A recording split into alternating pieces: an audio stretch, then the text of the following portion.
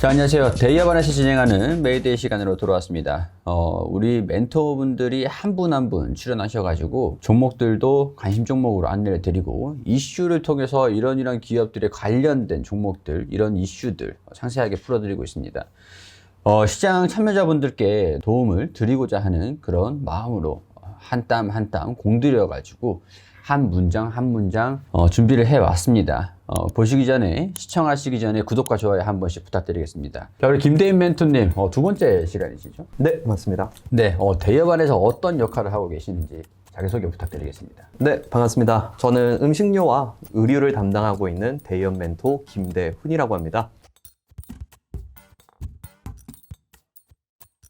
지난 시간에 이제 관심 종목으로 추천을 드린 건 아니지만 이 종목을 관심 가지고 보시면 좋겠다라고 말씀을 하셨던 게 삼성물산이랑 현대모비스. 상승률 자체가 지금 나쁘지 않아요.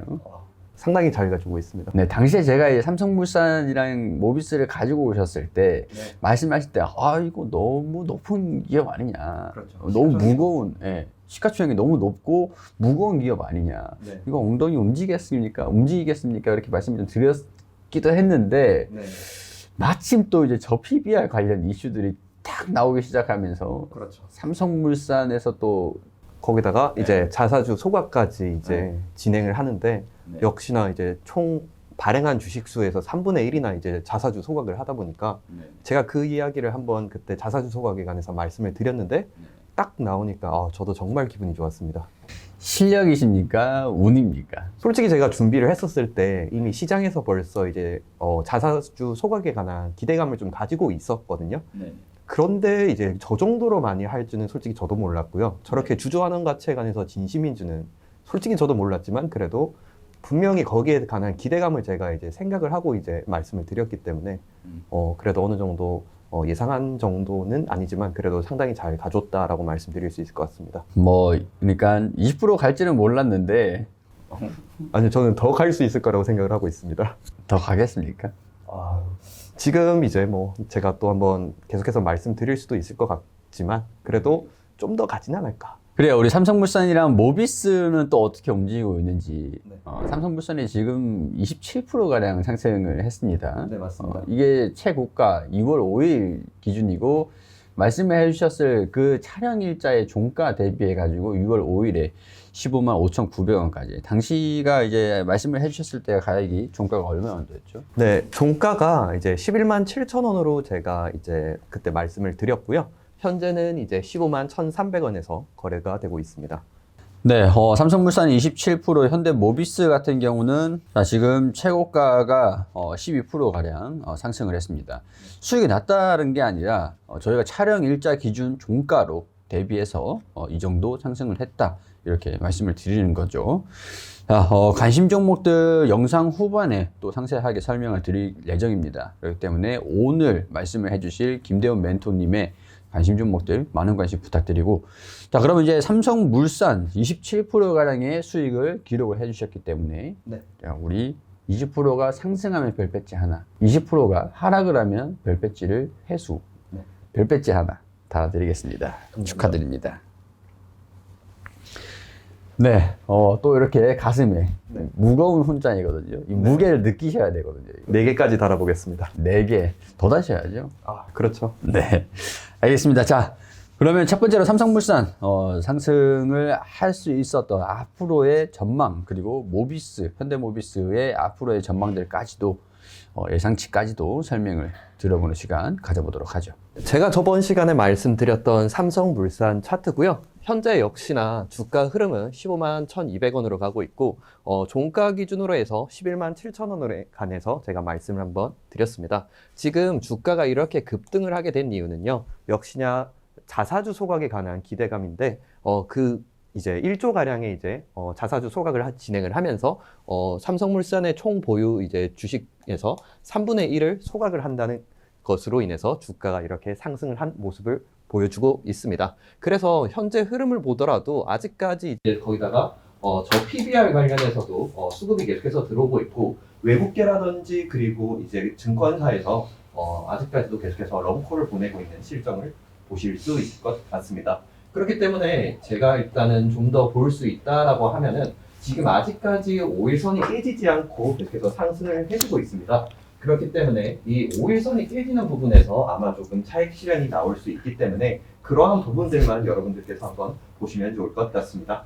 네, 현대모비스 같은 경우에는요, 제가 1월 17일 날 말씀을 드렸고 종가가 20만 5,500원이었습니다. 그 이후에 현재 이제 23만 원까지 상승을 한 모습을 보여주고 있고요. 역시나 코스피에 관해서 외국인과 기관들의 러브콜이 계속해서 이어지고 있는 상태에서 주가도 잘 가지고 있다라고 말씀드릴 수 있을 것 같습니다. 그리고 이제 여기 보시게 되시면은 이제 전고점 부근인 23만 8천 원 부근대가 있는데요. 지금 여기 구간대가 이제 저항대로 작용을 하면서 한번 잠시 조정을 받았지만 다시 계속해서 5일선이 살아나면서 계속해서 23만 8천 원을 뚫으려는 모습을 보여주고 있기 때문에 전고점 부근인 23만 8천 원을 이제 뚫을 수 있는지 이러한 부분들을 계속해서 지켜보시면 좋을 것 같습니다. 현대모비스가 1월 2일 이 전고점을 돌파를 해준다면 20%는 무난하게 달성을 좀 하실 수 있으실 것 같습니다. 네, 오늘 관심 종목이 오늘 관심 종목이 하락만 하지 않는다면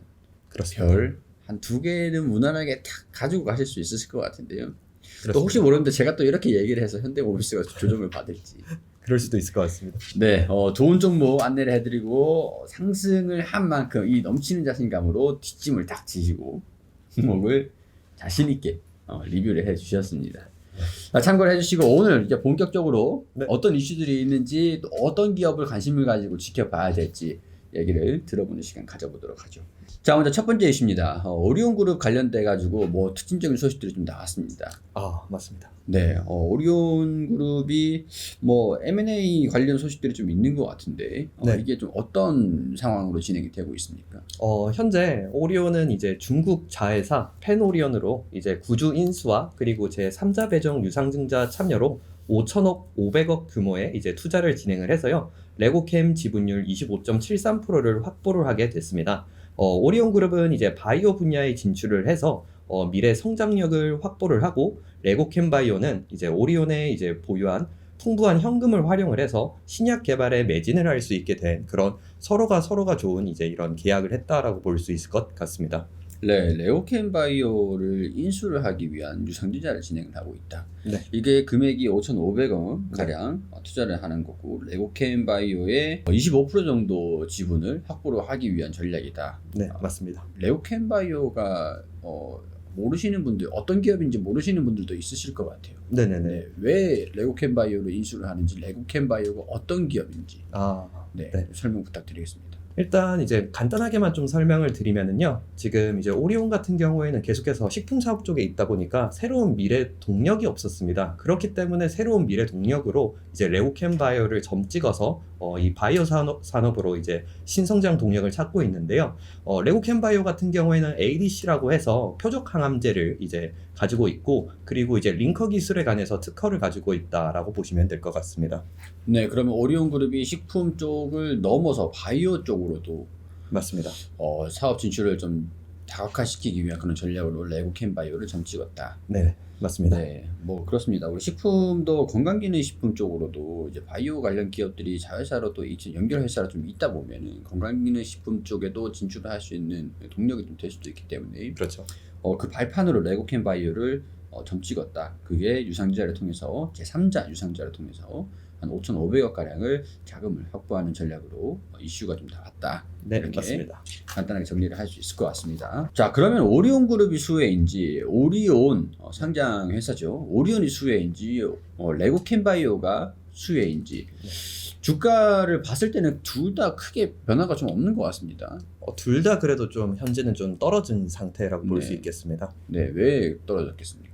일단 레고캠 바이오 같은 경우에는요. 여러분들 제가 아까 전에 말씀드렸다시피 3자 배정으로 이렇게 SPA 계약을 하다 보니까 지금 이제 주주 희석 가치가 발생됐다라고도 말씀드릴 수 있을 것 같습니다. 특히나 이제 레고캠 같은 경우에는 제 3자 배정으로 4,500억 가량 정도가 되는 돈을 이제 제 3자 배정으로 신주로 발행을 하기 때문에 이러한 부분에 관해서 이제 주주 희석 가치가 발생을 해서 좀 주가가 떨어져 있다라고 말씀드릴 수 있을 것 같고요. 오리온 같은 경우에는 지금 이제 지분법으로 하게 되면은 아무래도 좀 괜찮아 보이지만 현재는 아직까지 이제 확정은 되지 않고 지금 연결 기준으로 이제 만약에 실적이 된다라고 하면 영업이익이 이제 오리온 그룹에서 약 10% 정도 이제 떨어질 수 있기 때문에 이러한 부분들에 관해서 아무래도 좀 시장에서 우려감을 통해서 주가가 좀 하락을 했다라고 볼 수 있을 것 같습니다. 오리온그룹 같은 경우에는 레오캔바이오가 지금 뭐 실적이 좋지 않은 그런 기업이다 보니까 맞습니다. 현금 유출 우려도 발생이 되면서 이런 이제 뭐 승자의 저주라고도 하기도 하죠. 금액이 뭐 크진 않지만 그렇죠.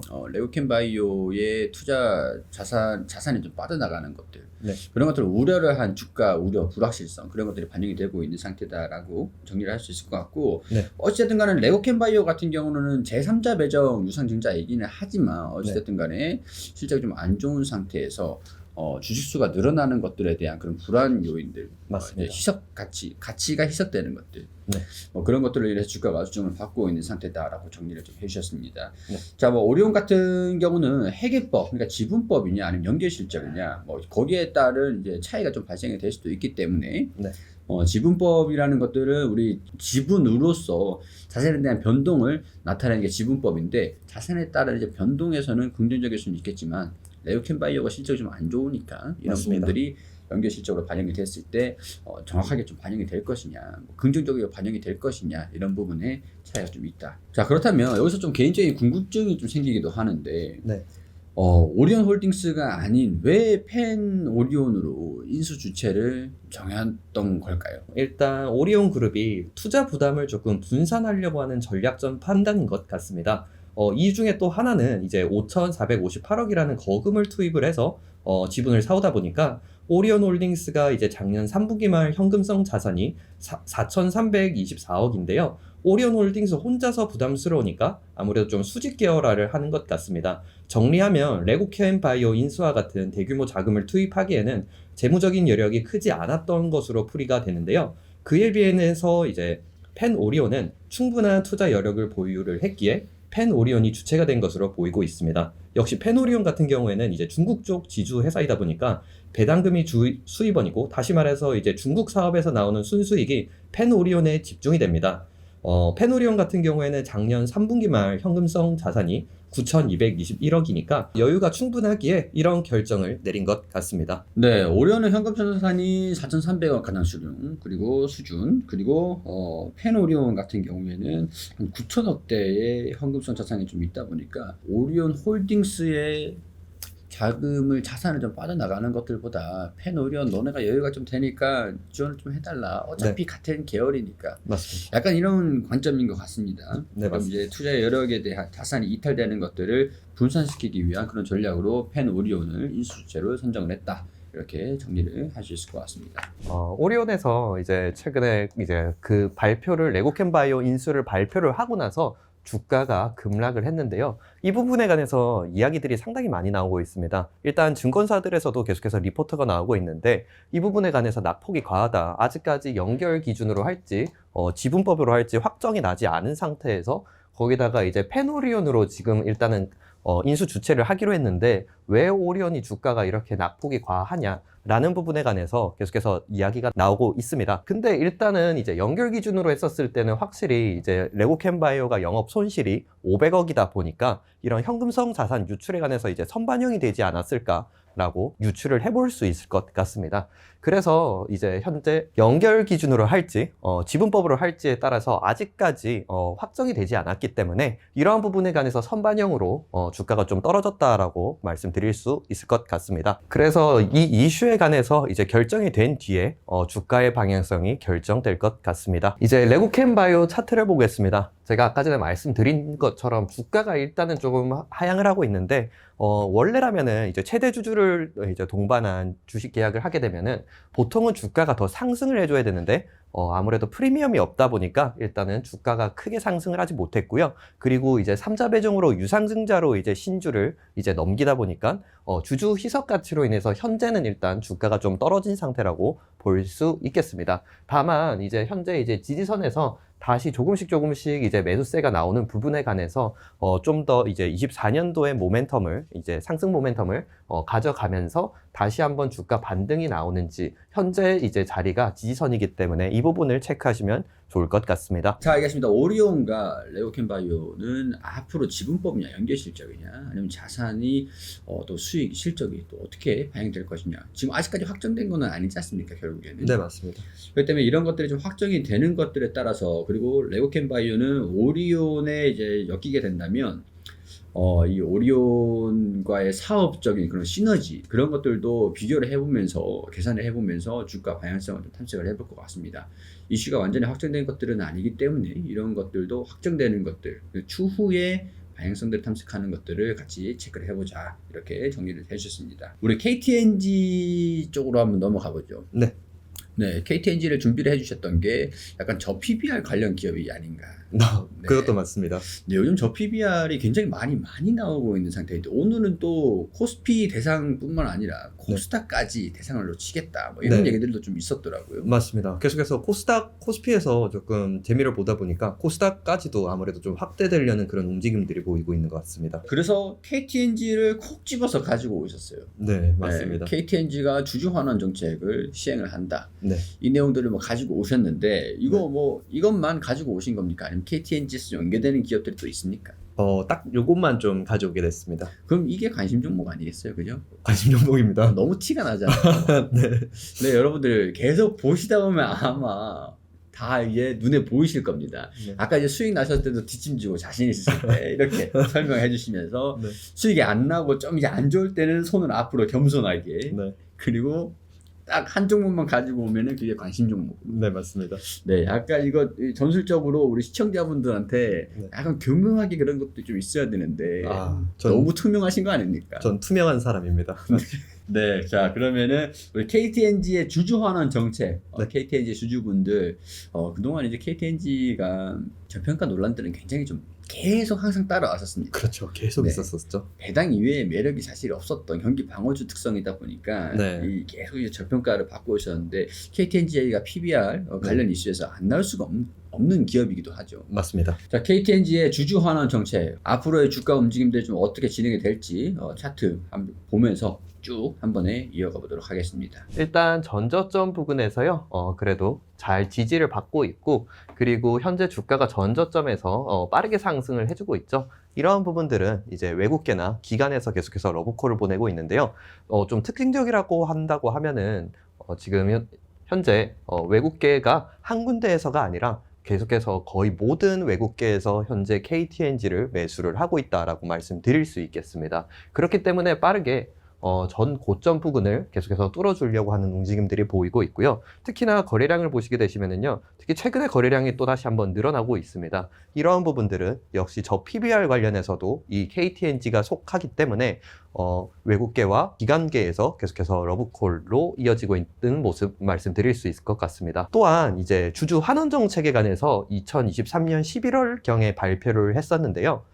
이러한 부분에서 여러분들이 아시면 좋은 게, 현재 24년도부터 약 1조 8천억 가량의 배당금을 26년도까지 이제 배당을 하기로 했고요. 그리고 이제 하나 더 해서 자사주에서 총 15% 가량, 이제 신주 7.5%, 그리고 구주 7.5%씩 해서 총 15% 가량의 이제 약 한 1조 원 정도 가량의 이제 자사주 매입과 소각까지 진행을 할 예정입니다. 그렇기 때문에 제가 이 종목을 관심 종목으로 가지고 왔습니다. KTNG 같은 경우는 2024년도부터 2026년도까지 한 3년 기간 동안 한 1조 8천억 가량을 배당을 하기로 결정을 했고, 대규모 자사주 소각도 2024년도부터 시작이 좀 된다라고 하니까 PBR 정책에 따른 기업의 주주 환원 정책, 이런 부분들이 좀 부각을 받으면서 기업의 주가가 긍정적인 움직임들을 보여줄 가능성들이 좀 있다, 이렇게 정리를 해주셨습니다.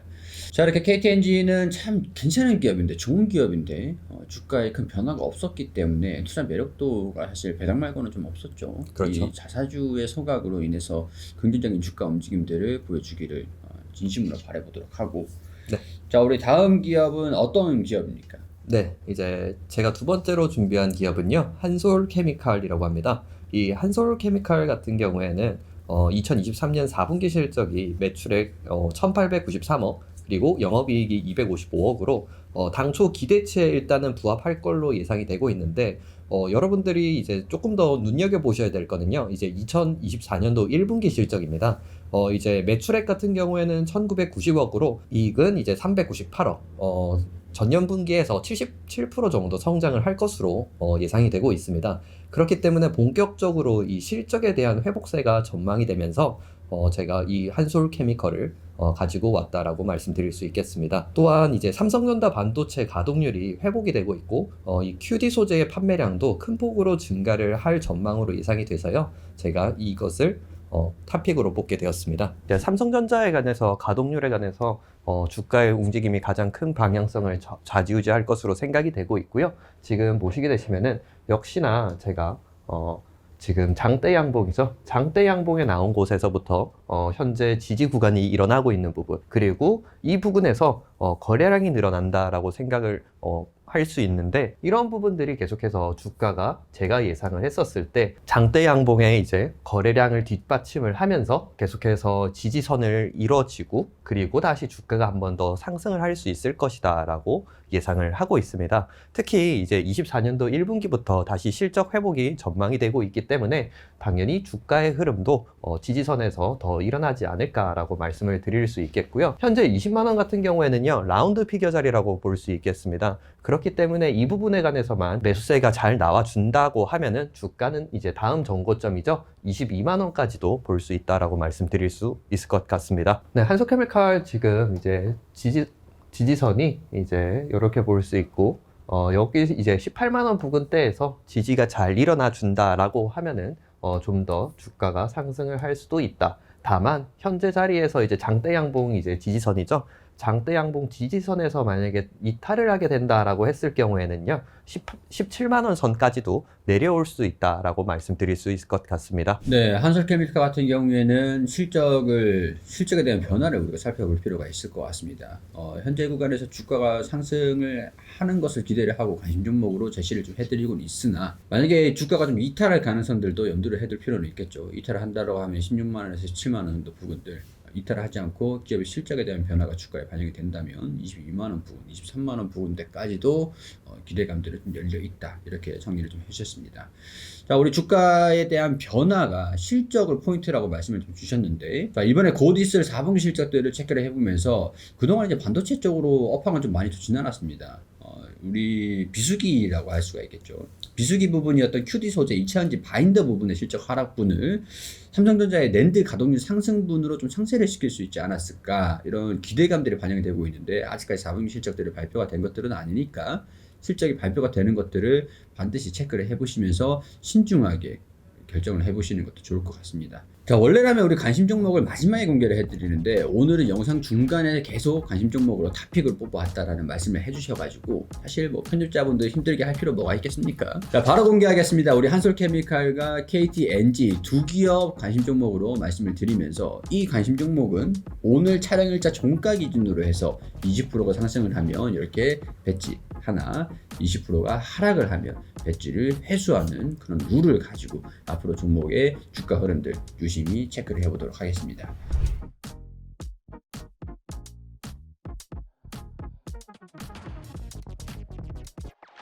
오늘 메이데이 시간도 유익하셨길 바라면서, 유익하셨다면 좋아요 한 번씩 꼭 부탁드리도록 하겠습니다. 구독도 함께 부탁드리도록 하면서 저희는 여기서 인사드릴 수 있도록 하겠습니다. 시청해주셔서 감사드립니다. 감사합니다.